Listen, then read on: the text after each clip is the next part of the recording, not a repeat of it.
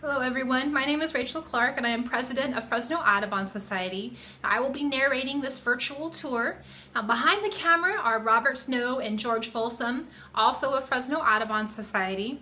Now all this footage is filmed on location at the Fresno Clovis Regional Wastewater Treatment Facility, which is just west of Fresno. I should mention that some of this footage was filmed a few days prior to the live event. For those of you wondering how to access this location for birding, there's a protocol that you need to follow. You will need to reach out via email to Jennifer Loving from the city of Fresno. Her email address is Jennifer with a capital J .Loving with a capital L at fresno.gov. Again, that's jennifer.loving at fresno.gov. Thank you so much for watching. Phenomenal local birding destination, especially under more ideal conditions, you know, when it's a little less foggy. So today, as you can see behind me, the tule fog is pretty thick, so the conditions are a little less than ideal today, but we'll do what we can do. We're set up here by one of the ponds where there is a lot of birding activity. Unfortunately, right now, it's much easier to hear most of it than it is to see it. Here in just a few moments, we are going to, because the conditions are not really ideal right now, we had planned on showing you a live feed of some of the birds out here, but because they're not super visible, we are going to show you some previously recorded footage. But before we get to that, I'm going to talk to you guys a little bit about how this trip is going to function. While we are showing you a live feed of the birds out here, I'm going to be talking to you about what they are and different ways to identify them. When we're moving from one location to another, we'll be showing you guys we'll also be showing you guys some previously recorded footage. If at any point any of you guys have any questions about anything, please use the chat function, which is in the bottom right corner. Please keep your microphones muted. This tour should last roughly an hour. We might because the conditions aren't super great, we might have to cut it a little bit early today, but we'll just kind of see how that goes. We hope that you enjoy this. So without further ado, let us show you some bird footage.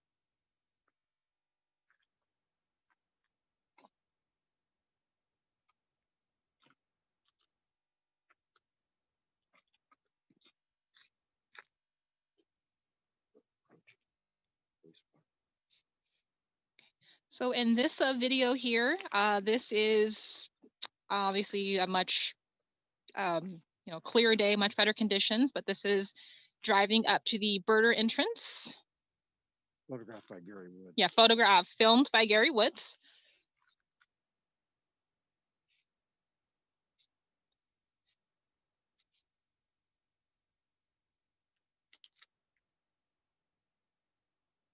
Recreate the experience of coming. Oh, there's another narrator. Mm-hmm.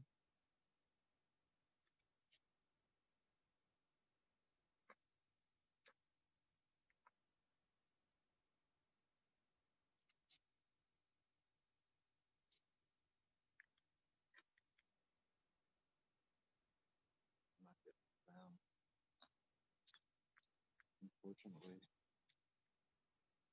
this is narrated and I'm not getting the sound. Oh, okay.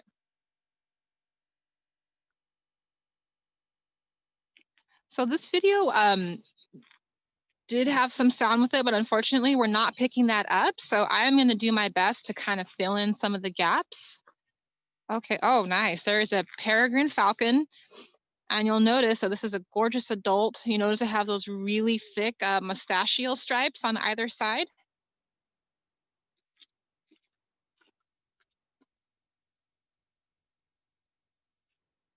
Looks like another peregrine falcon.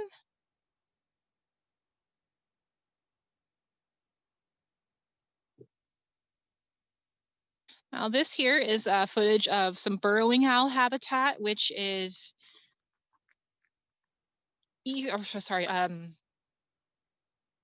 northeast of where we are now. Now they burrowing owls, there's two different subspecies groups. There's the Florida burrowing owl, and there's the burrowing owls that you find out here in the West.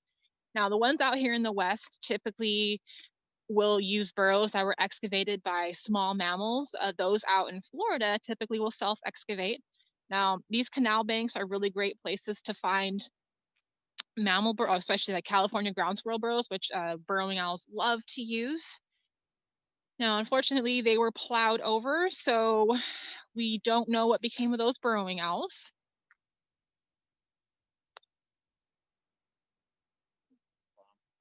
Now, my narration will not be anywhere near as good as the narration that Gary Woods provided for this particular footage, but that truck that was just seen was that's a bomb squad truck. Luckily, they're not here today.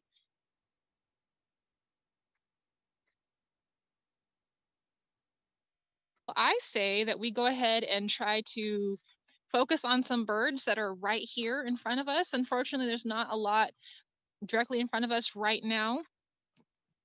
Oh, okay. We have 3 leaf sandpipers that just flew by. Unfortunately, there's probably no way that you'll be able to see them. If any of you guys heard the audio clip for the preview for this trip, that's the species that I was describing. They are the world's smallest shorebird species.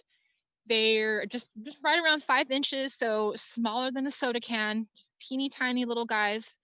They are one of 5 North American peep species, and peeps are really small sandpipers, as I mentioned in the video clip, that can present a bit of a unique ID challenge.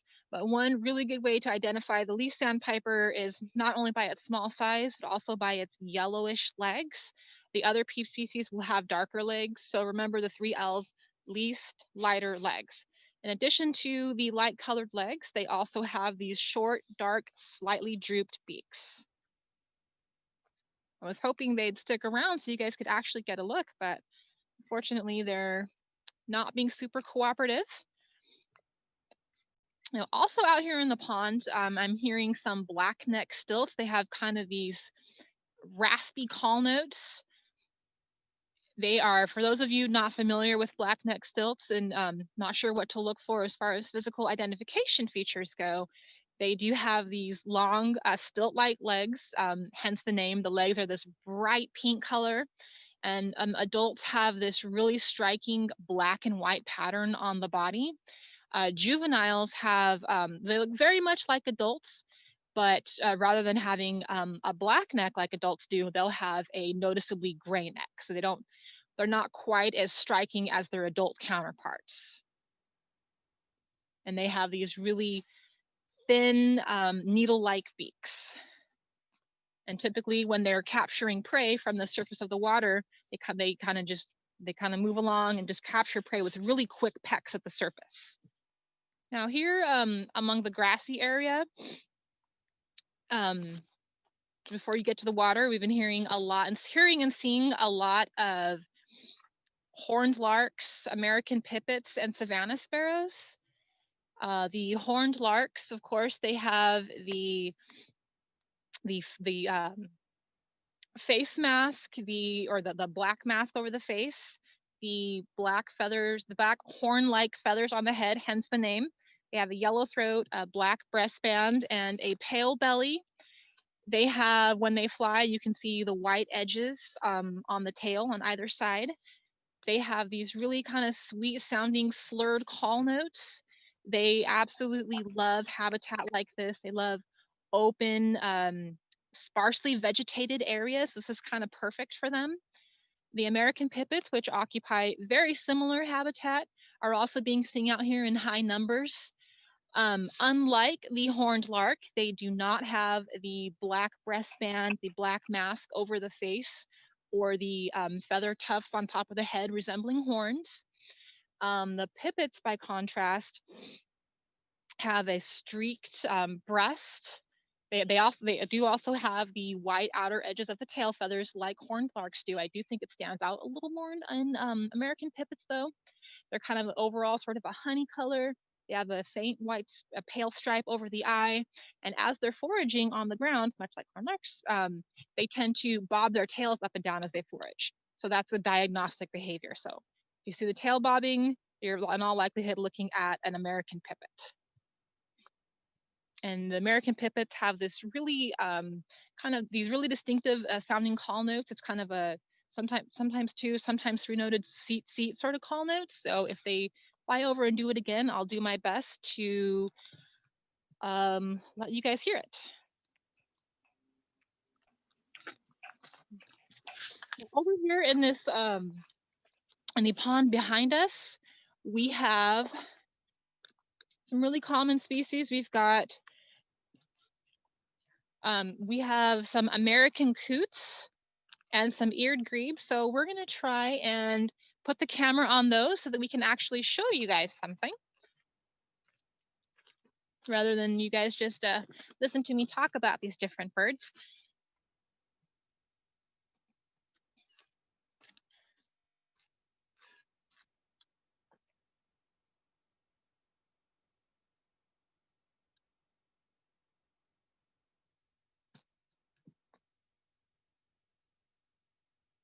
Okay, yay, now we finally have something in view. So we're gonna zoom in a little bit so you guys can get a clear view of what it is we're saying, or seeing rather. So this one here is the rare and elusive American coot. Okay, so rare and elusive is not entirely accurate. Usually when I say that, the bird is the exact opposite of that. So these guys here, I will admit that I tend to take them a little bit for granted because they are so numerous and they tend to be a little aggressive and obnoxious at times too. But American coots are a member of the rail family. Most rails are very secretive and don't tend to come out in the open and tend to kind of hang out in marshy vegetation, and you only know they're there by their vocalizations. This is 100% not true of American coots. Not only are they very numerous, they also make themselves very, very visible. And you can't really see right now, but these guys have these uniformly dark bodies. They have a white patch on the on the backside, on the butt, for lack of a better word. They have these white beaks.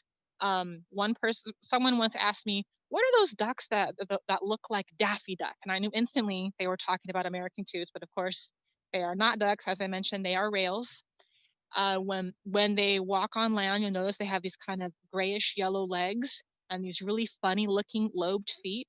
Well, those lobed feet allow them to walk over marshy vegetation. So it's a handy dandy little adaptation for that. And a fun fact about American coots is that they can be very, very aggressive. I have actually seen them get into all out brawls. I once saw two of them in a marsh just kicking each other just mercilessly, and then a third individual comes in on the side. I'm not sure if it was trying to defend one of the other coots, but either way it joined the melee and just started kicking away. I've seen them try to drown each other. They're pretty feisty, so you don't want to mess with an American coot. They may be small, but don't let the small size fool you. Also here in this pond, not visible at this very moment, we do have a handful of eared grebes. Now they're similar in shape to the American coot, but I'd say, have a more slender body, kind of a fluffier backside, and a more slender neck and a more pointed beak. Now they are grebes, the horned grebes. They are divers, so there are two of them at least. I'm not seeing them at the moment, but when one pops up, we're going to try to zoom in on it, and I'll tell you a little bit about how to identify it.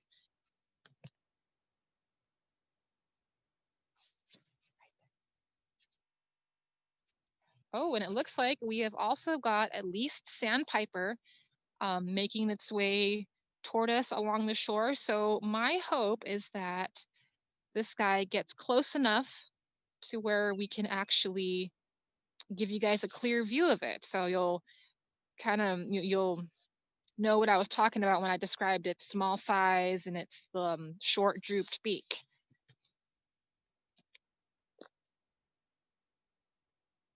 Okay, so there is our least sandpiper. You can see it's not the clearest view due to the less than ideal conditions, but you can see here how it's got that drooped beak. You can't really see the leg color. The bird's definitely not close enough yet, but I'm hoping that it moves in a little closer. Now this here is a non-breeding adult, so it's got kind of a brownish breastband and a brownish backside. Both juveniles and breeding adults will have rufous tones in the backside and on the breast.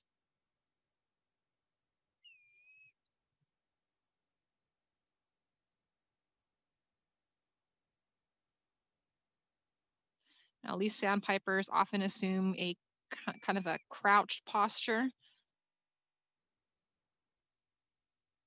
Now another fun fact about the leaf sandpiper, as well as the other peep sandpipers, is that leaf sandpipers, when their wings are folded, they're equal to the length of the tail. Oh, a long-billed dowitcher just flew past us. I'm really hoping one of those will come into view as well. So yeah, their wings are equal to the length of the tail when folded. And that's also true of Western sandpiper and semi-palmated sandpipers, which are also peeps. There are two peep species, the white rump sandpiper and the bared sandpiper, who when their wings are folded, they are longer than the tail. So those are some diagnostic features to look for.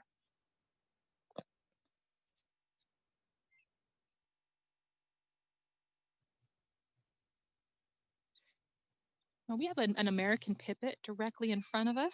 Okay. And we also have some savanna sparrows directly in front of us. So we're going to try and zoom in on those. Hopefully they'll cooperate with us. The savanna sparrows, they have these really kind of demure, dainty, high-pitched, single-noted calls that I've been hearing. Oh, they took off now. So the savanna sparrows, just some quick facts about them. There are 4 different subspecies groups and at least 17 named subspecies. So we don't have time to go into all of that today, but it gets a little complicated with them as far as subspecies goes. But in general, what you want to look for with savanna sparrows, they're these small sparrows. They have these streaked breasts, pale bellies, pinkish beaks, and most of the time there is yellow in the lore. So that's the region between the eye and the beak.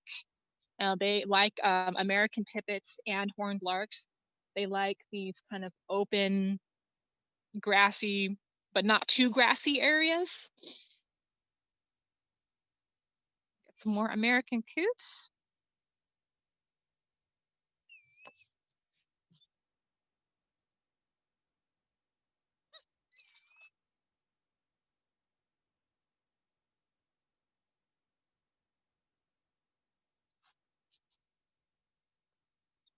So those eared grebes have not come back into view. I was really wanting to show them to you guys, but they're not being super cooperative. But we do have something really cool. Out ahead of us and a little to my left, we have some American white pelicans. I see these large white objects kind of moving from left to right. So I'm hoping they might be a little too far out there for us to get a decent view. And we just had some black-bellied plovers fly behind us. Unfortunately, there's the bird group right there. Unfortunately, as fast as they were flying, we didn't have much of a chance to zoom in on those. So the snowy egret is to my left. It's slowly working its way on down. As I said, I hope it gets in, moves in close enough to where we can actually show you guys a decent view of it. Snowy egrets are very like a lot of other herons and egrets, are very regal looking. They have that striking all white plumage. They've got these dark beaks that are very sharply pointed, that aid them in capturing prey such as small fish, tadpoles. Oh, there it is. I can see it. There he is. Nice. Tadpoles, frogs, crustaceans.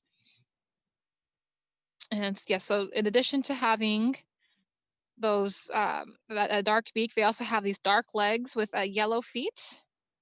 Now, if you see them next to a great egret, you'll notice the size difference. The great egret is noticeably larger and has a yellower beak. Now, behind this snowy egret, there is, you can't see it at the moment, but it was visible just a few moments ago, is a pied-billed grebe. And the pied-billed grebe dove, of course. Now the pied-billed grebes are, okay, there it is. On the left-hand side, it has kind of a round head and have a rounded body. It's mostly brown and has a kind of a black ring around the beak, hence the name pied-billed grebe.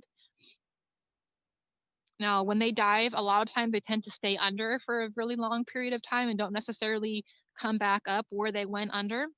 Oh, there it is again.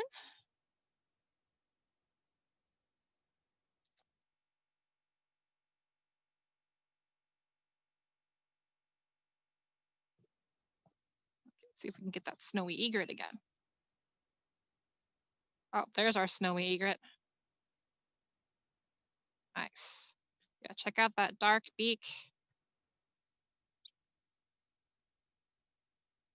Nice. They are so handsome, if you ask me.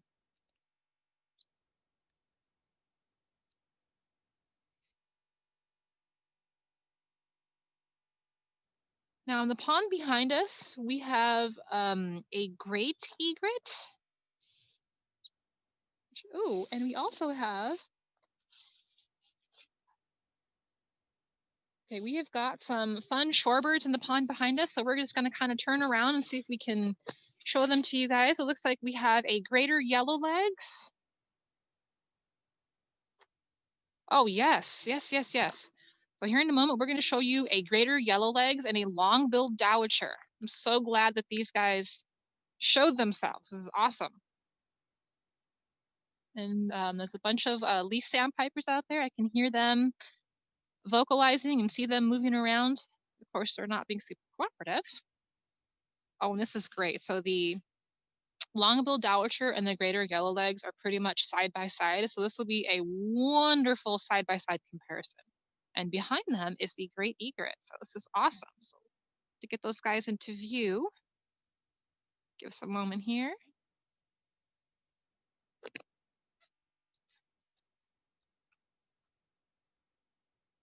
Okay, so there is the statuesque great egret.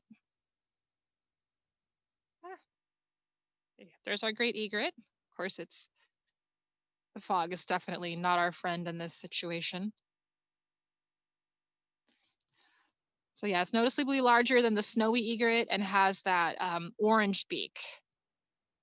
And during the breeding season, the orange beak will be enhanced by this green in the lores, this really striking green color between the beak and the eyes. Okay, let's see if we can get that greater yellowlegs and long-billed dowitcher. Hang tight, guys. We'll get them. There, oh, perfect. This is awesome. So on the left-hand side, we have the greater yellowlegs. And again, I apologize for the less than ideal conditions. Under normal circumstances, this would be a wonderful view. Okay, so this one here and currently in view is the long-billed dowitcher, which definitely lives up to its name. Notice that long, straight beak. Now there's a long-billed dowitcher and a short-billed dowitcher. Both of them have, despite the names, what would that would make you think that maybe one of them has a really long beak and one of them has a really short beak. They both have really long beaks, so that's definitely not a feature that you can rely on exclusively to tell them apart. There's actually a few other different physical features. The long-billed dowitcher on average does have a longer beak, but I go by a few other different, if I'm going by physical features, what I want to look for is the white eye arc beneath the eye of the long-billed dowitcher that's nowhere near as conspicuous in the short-billed dowitcher. And also the posture, the long-billed dowitcher tends to have a more upright posture, whereas the short-billed dowitcher tends to have a more of a, I guess, a slouched posture or straighter undercarriage, as some would say, if I'm making any sort of sense at all. Voice is probably the most reliable way to tell them apart. The long-billed dowitcher, they kind of utter these, and they're doing it right now actually, these single-noted, high-pitched call notes, whereas the short-billed dowitcher utters this way less high-pitched, three-noted call that sounds kind of like Q22, and then that's a terrible, terrible impression of it. Again, I'm much better at identifying them or identifying the sounds than I am at imitating them. Now, if you notice, so this long-billed dowitcher is now feeding, and it tends to probe really deeply into the mud and goes up and moves its beak up and down really rapidly. And it reminds a lot of people of the motion you'd see when operating a sewing machine. So I'm hearing a lot of really high-pitched calls out there. Single-noted, oh, okay, the long-billed dowitcher just took off. And it sounds like it definitely has some friends out there. So we're gonna try to focus on the greater yellow legs, and I'll tell you a little bit about it, since I spent so much time talking about the long-billed dowitcher. But yeah, as I mentioned, the long-billed dowitcher has these kind of single-noted, high-pitched call notes. So here is our greater yellow legs.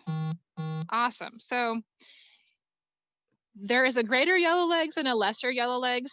By far, the more common species out here is going to be the greater yellow legs. Now, as its name suggests, it does have yellow legs, as does the lesser yellow legs. And there are a few different ways to tell the difference between them, both by voice and by physical features. So some of the physical features, which unfortunately are not going to be super obvious in this view due to the fog, are going to be the length of the beak. The greater yellow legs has a noticeably longer beak. It's noticeably longer than the length of the head. Not only that, it has a very, very slight upturn, and it's noticeably paler at the base. But it's also larger bodied, and the legs themselves kind of offer a clue. The greater yellow legs, oh, there's our great egret kind of photobombing the greater yellow legs a little bit. Now, the greater yellow legs will have, of course, the yellow legs, as will the lesser yellow legs, but look at the knees. The greater yellow legs will have these really knobby knees, and that feature will be a lot less pronounced in the, oh, a bunch of leaf sandpipers just flew past. So yeah, you won't see, the lesser yellow legs does not have anywhere near as knobby of knees as the greater yellow legs does. And also the voice is another clue too. The greater yellow legs has this really high-pitched, and again, I'm going to try to imitate it, but it's going to sound absolutely terrible, so I apologize for that. This pew pew pew kind of sound when it flies. It's typically 3-noted. The lesser yellow legs, it's typically 2-noted. Oh, come on, where'd he go? So out here, a little further, we have 4 different egrets. If I am not mistaken, 2 of them are snowy and 2 of them are great egrets. Unfortunately, none of them are really close enough to each other to where we can get a really nice side-by-side comparison. Yeah, it's like 2 snowy and 2 greats. Okay, here, this one right here. And again, we can tell because of its smaller size and that dark colored beak.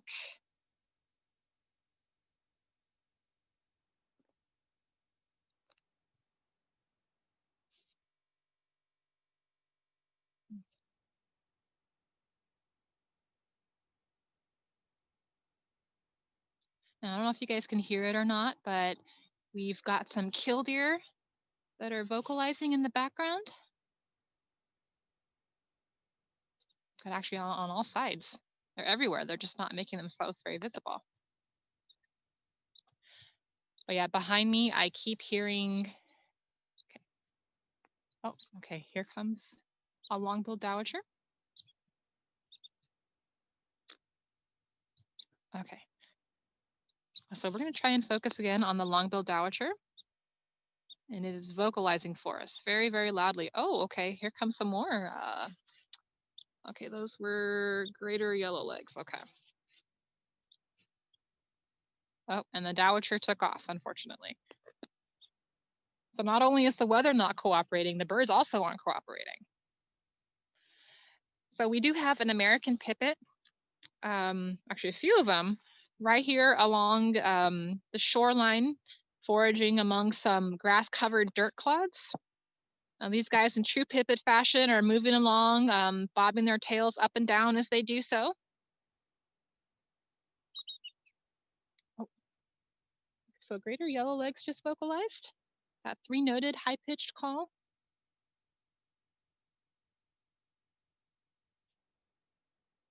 Okay. Oh, nice. This is a great view of the American pipit. Now notice how it has that pale stripe above the eye. It's got that streaked breast. And if it moves just right, you can see the white on the outer edge of the tail. Oh, yep, there we go. Kind of a warm, almost honeyish colored backside and belly, although the belly is definitely paler.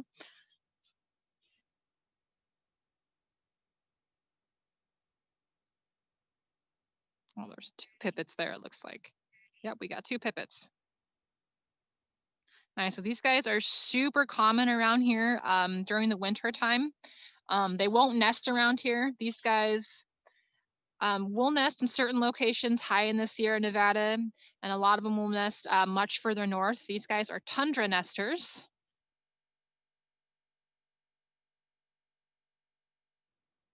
Oh, nice. Offering us a great view.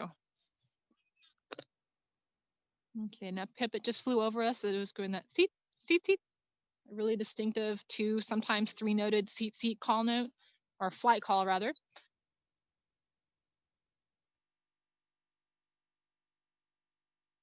And again, these guys don't like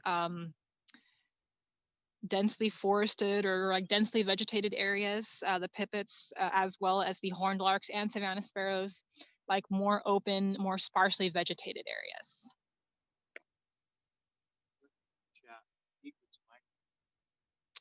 I think most egrets are here year-round, but I'm sure. Let's see. Let me look this up so I can give a thoughtful, accurate answer.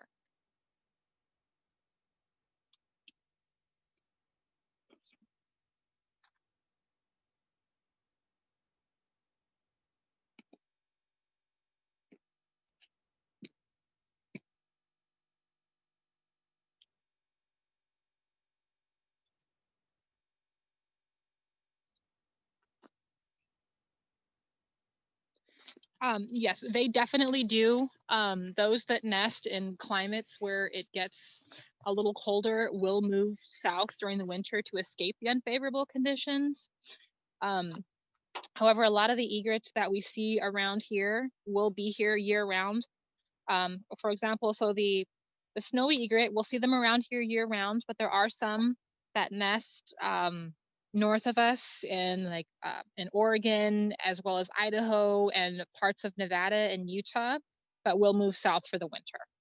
And the same is true for gray egrets, some great blue herons, especially those that nest in the kind of north central United States and southern Canada. They'll move south for the winter as well.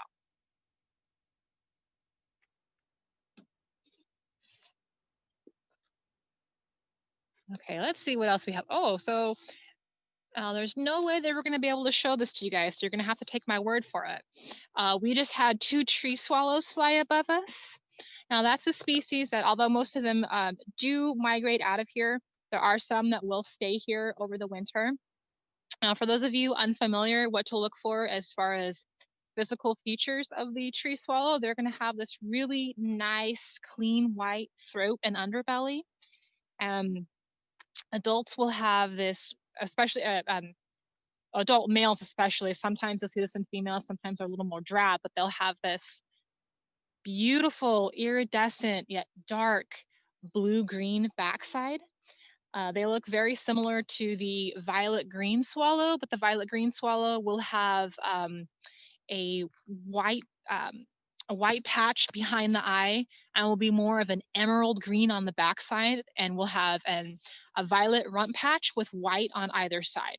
But they are very similar in that they both have the clean white throat and underbelly. They're both cavity nesters as well. So out in the abyss, we have a group of black-necked stilts.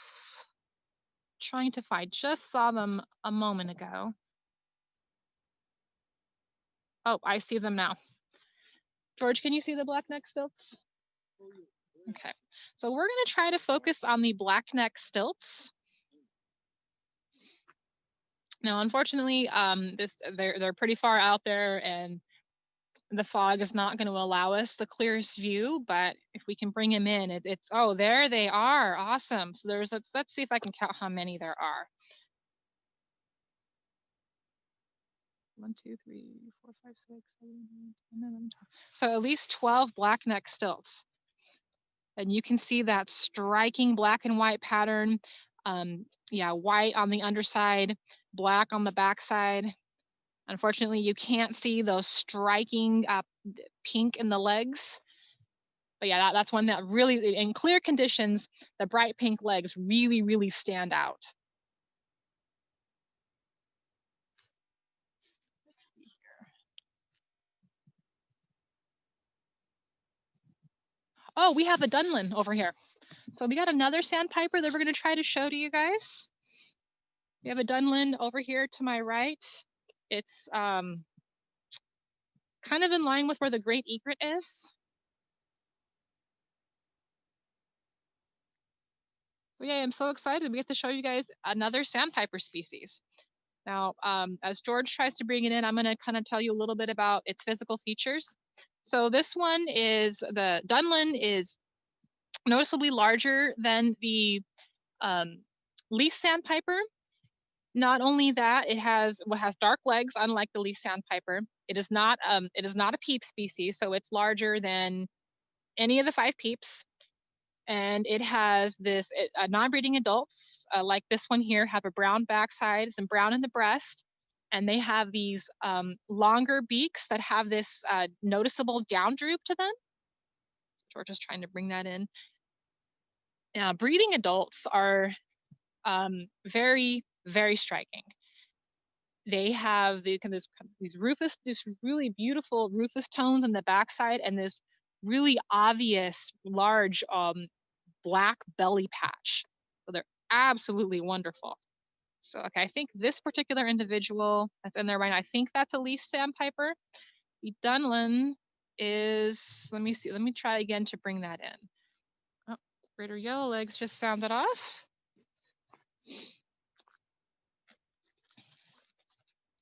And there are 2 coots behind us that are fighting. So that's fun. Okay, so it looks like the one in the camera right now, I'm pretty sure, yeah, that's going to be a leaf sandpiper. Unfortunately, I'm going to venture a little closer, see if I can find the Dunlin again. Hopefully it didn't fly off. I did see one individual fly off. I'm not sure if it was the Dunlin or not.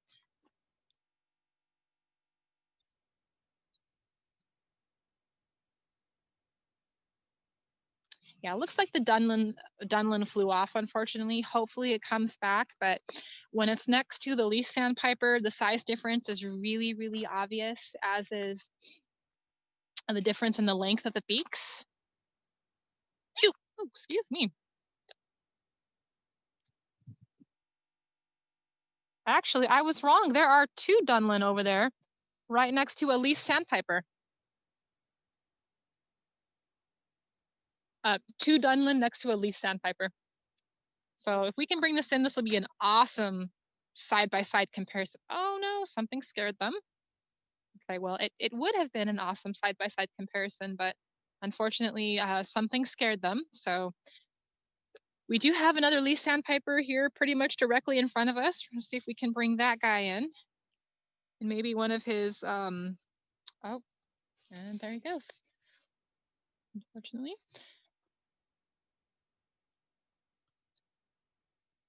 So I'm gonna look in the pond behind us, see if we can maybe see an eared grebe or something at close range. So let's see.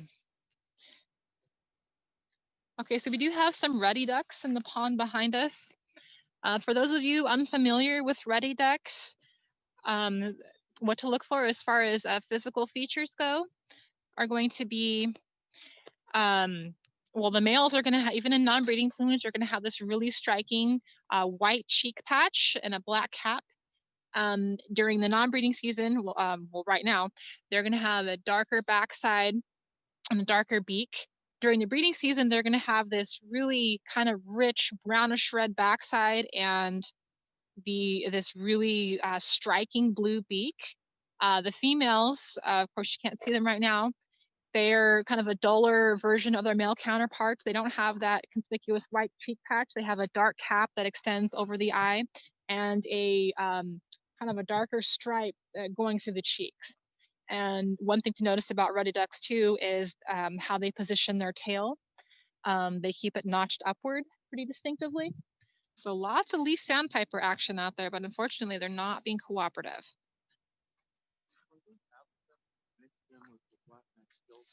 Let's see. So we think there might be some American avocets mixed in with the black-necked stilts. So let's see. Yes, yes, there are. Okay, this is wonderful. We have some American avocets mixed in with the black-necked stilts. This is going to be an awesome, awesome side-by-side comparison. Now, both American avocets and black-necked stilts belong to family Recurvorostridae. I hope I said that right.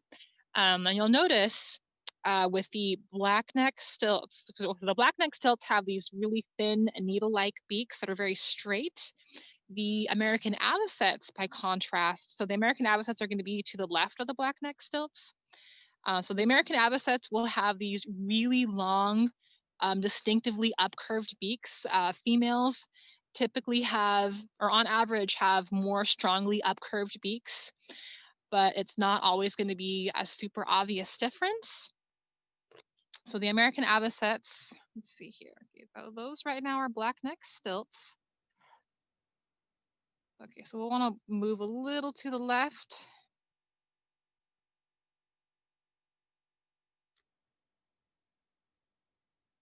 I just really wish it weren't okay, there we go. There's an American avocet. Now, unfortunately, this individual has its head tucked, but this here looks, let's see. Okay, there we go. That's probably about as good. Okay, oh, now it's preening you, so you can kind of see, oh, there we go. Oh, that's awesome. So now, okay, so there, now you can see that striking black and white, that long legs, the striking black and white pattern in the wings, and that long upcurved beak. Now this here is going to be a non-breeding adult. Actually, kids, the immatures and non-breeding adults look very, very similar. They have that's the same, the white belly, the striking black and white pattern in the wings, the long legs, and both will have this really kind of muted version of what breeding adults will have. Breeding adults will have this really striking orange in the head and in the neck, and it's kind of a really muted pale gray version of that during the non-breeding season. This individual is not being very obliging. It's keeping its head tucked, but nonetheless, this is an American avocet. Oh, there we go, just untucked its head.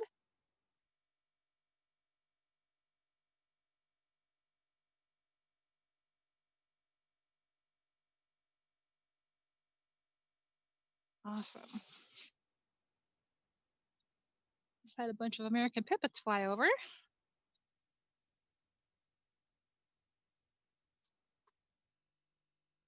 So here in a few months, we'll start to see these guys in their breeding plumage. Now the black-necked stilts, by contrast, will look pretty much the same. The adults anyway will look very much the same the year round.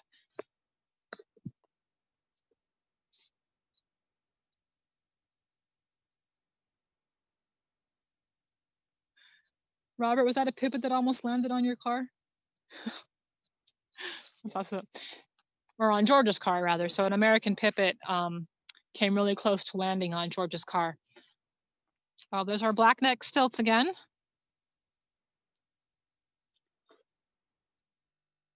A bunch of American pipits in the foreground. I don't know if you guys can hear them calling that. See that really rapid, kind of high-pitched seep, seep, seep.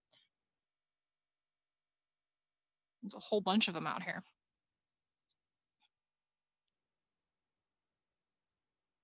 So sometime in the future,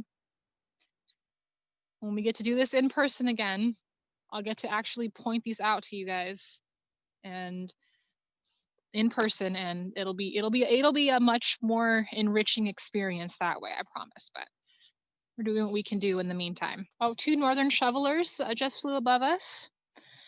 Now, northern shovelers, for those of you who aren't familiar with them, are larger ducks. They have both the males and females have this really long beak that kind of has a rounded, kind of spatulate end. Now, if you're ever near a pond or any other water body and you see these large ducks that have their heads at least partially submerged and they're spinning around in circles, you got northern shovelers. Well,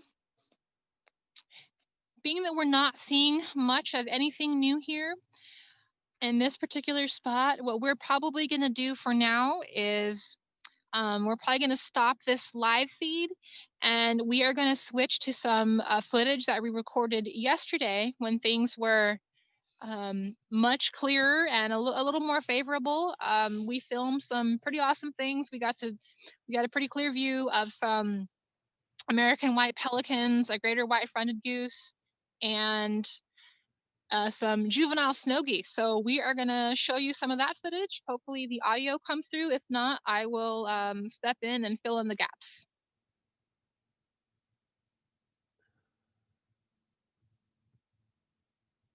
Okay, so these are some adult white pelicans. And it looks like in the foreground,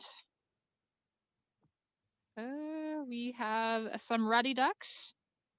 Oh, yes. Okay, so 2 male ruddy ducks on the bottom left, the female that just dove. So the American white pelicans, they have, of course, those massive white bodies, those massive yellow beaks. Of course, it's non-breeding season, so they don't have the knob that's on the top of their beaks during the breeding season. Oh yeah, check out those ruddy ducks. Of course, they have their heads tucked, but those are mostly males, and you can still, even with their heads tucked, you can still see that conspicuous white cheek patch. And as I mentioned, during the breeding season, these guys will be much more striking, at least the males will be. They'll have kind of a rich brownish red backside and these really striking blue beaks.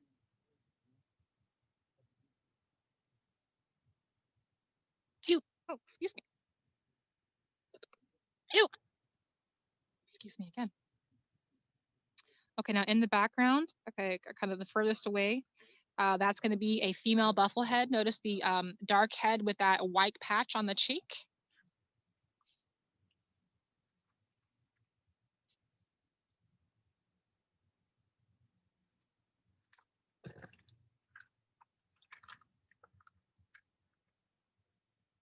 Okay, still more ruddy ducks. Yeah, notice how they're, especially the 2 on the left, you can really tell. Notice how they're positioning their tails. Very, very upright. And they've kind of got that white patch on the backside too, so also watch out for that. But definitely look, and they have kind of, oh, and there's also an eared grebe kind of right there in the center. And notice the eared grebe has a really, some would say, fluffy backside, and they've got a long, and there's also another eared grebe there on the far left that just dove. Now eared grebes have these kind of longish, slender necks and pointed beaks. And as you saw in this video, they are divers. Now grebes in general, they are definitely not adapted for walking on land. So you're gonna pretty much almost always see them in water. Their legs are attached really far at the rear of their bodies, so they're adapted for swimming. They can run for short distances on land, but they are prone to falling because of how their feet are attached. So they're definitely not adapted for walking on land. Just a fun fact there. So we got 2 more eared grebes. Now, as grebes go, these guys are fairly small. There's also the Clark's and Western grebe, both of which you can see around here, which are noticeably larger than the eared grebes. They're eared grebes and pied-billed grebes. But notice how these eared grebes are very petite, kind of have those fluffy backsides, kind of whitish necks, dark cheeks. And this species during the breeding season are very, very striking. They have these black necks and these kind of yellow plumes on either side of the face, hence the name eared grebe. So you kind of start to look for that change in plumage right around April. So they're absolutely beautiful. There's also a horned grebe that you could see around here, although they're a lot less common than eared grebes. they're going to have much more obvious white patches in the cheeks. Oh, awesome. Okay, so here's some more footage. Here in the foreground, we have pretty much all ruddy ducks. Now the males are going to have those really obvious white cheek patches. The females are going to have that same, the same shape, and kind of notice how they have that kind of gently sloping forehead as well, and upright tails. Now the females will have kind of a dark cap going extending over the eye, and then you can't really see it in this footage, but a dark stripe on the cheek on either side. Now in the background, we have buffleheads, and more buffleheads. Now the males, look at them. Now they have, you'll see the white on the sides, the white on, white on the sides of the body, and the white on the sides of the head and on the back of the head. Now the buffleheads are divers, as you can see. Now the females, as I mentioned earlier, they're much darker. They have that dark cap, and they have the white cheek, small white cheek patch on either side. Now there is also, it looks to be that there is, there's a northern shoveler kind of on the right-hand side toward the top. You'll notice that, first and foremost, it's larger size. You can kind of see the beak there. It's a really long, heavy beak. You can't really make out the shape too much in this footage here, but as I mentioned, it's really long, it's really heavy, and it's got that rounded end. It's kind of what they call spatulate end. So this one here is a male. You can see that that dark cap and the white breast. Nice, yeah. So there's, again, it's mostly ruddy, or pretty much all ruddies here in the front. There's two-eared grebes on the right there in the front, one just dove. And mostly, if not entirely, buffleheads in the back. So again, buffleheads, the males will have the white on the sides of the body, the white, really broad white cheeks, and that white extends to the back of the head. I used to call them marshmallow heads. To me, for some reason, that pattern just looks very marshmallowy. I know it's kind of silly. And again, the females are much darker, have kind of dark gray bodies, really dark backsides, dark heads with the small white cheek patch on either side. Chat. Rachel, there's a golden eye in the background. There is? Oh my gosh, how did I miss that? Yeah. Okay, now I'm trying to see it. I think it just dove. Ah, okay.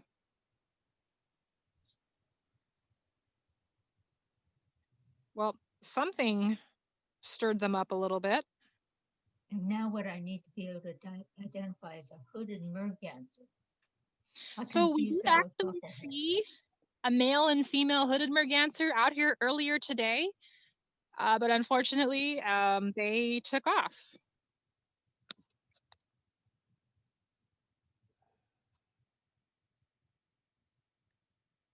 So I'm still trying to look for that golden eye. I don't see it yet, but.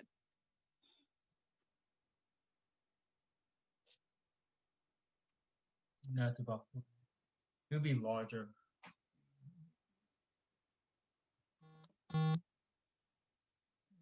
Most ducks in breeding right now. Ruddy ducks are the exception. The there goes, you're Rachel's from right now. Yes. Oh, here's a widgeon. Oh, yes. Oh, that's a widgeon? That's a widgeon. Yeah, gorgeous male American widgeon. Notice how it has that some black on the rump, some white just above that black patch. And this one unfortunately flew out of frame really quickly, but also notice it kind of has that warm brown breast and the really conspicuous white stripe going across the forehead. Now the females are fairly similar to the males, especially in shape, but they lack that the white patch or white stripe across the forehead, but they do have kind of a dark smudge over the eye.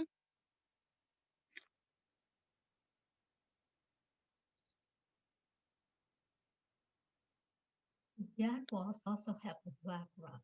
Yes, they do. Have to be able to. Oh, looks like we got a bunch of American coots there.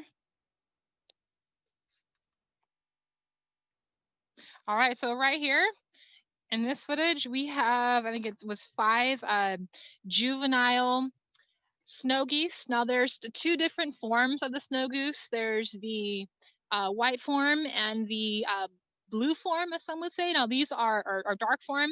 Now these are the white juveniles. If they were dark juveniles, they would be a lot darker than this.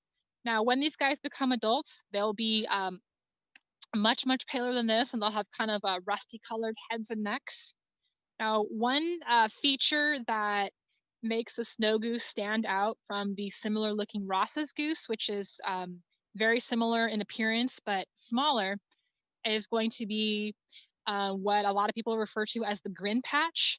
So as adults, snow geese have more orange beaks. These guys have dark beaks, so you can't really see this feature very well in them, but adults have more orange beaks, and it'll be black on either side, and it kind of looks like an uneasy grin. So people call it a grin patch, and that's a feature that you will not see in Ross's geese. They have smaller, more demure looking beaks without the grin patch. And you'll notice too in these guys, it's not, actually it is kind of obvious in some of them. They have black on the tips of the wings, and that's a lot more obvious as they're flying. But yeah, these are juvenile snow geese mixed in with 2 Canada geese. And it looks like we've got some American pipits in there too. Kind of notice that tail bobbing, and that's perfect American pipit habitat. Nice, open, sparsely vegetated. But yeah, those snow geese are handsome.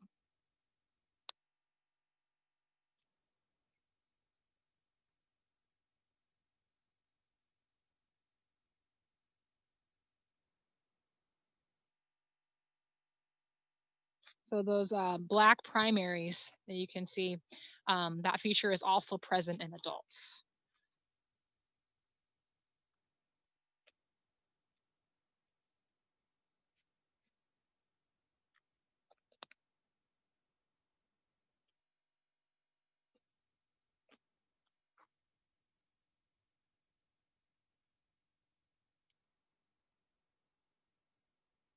I wonder if should we switch the footage of the greater white-fronted? We got one more seed here. Oh, here we go. Okay, so now in here we have, of course, some Canada geese, but kind of in the middle there we have 2 greater white-fronted geese. Now these guys, you can kind of see it. They have these bright orange legs, these bright orange beaks with white at the base. They're kind of a grayish brown overall, but they have some black speckling on the belly. And because of that, a lot of people, I think especially hunters, refer to them as speckle bellies. The one there on the left just offered us, and the one on the right now, offered us some really clear views of the orange beak with the white at the base. And they also have these really large white undertail coverts, undertail, just, right there kind of in the rump area.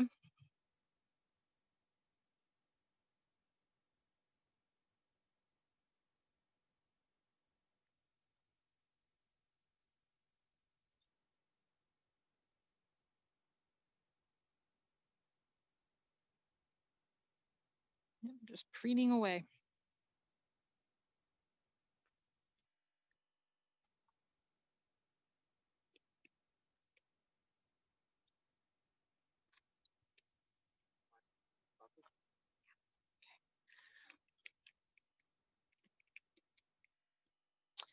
All right, guys. Well, it's 10:02 now, so that about wraps up our virtual tour. Thank you so very much for joining us. We really appreciate it. We do plan on doing this again, and hopefully next time the conditions will be a little more favorable than they were today.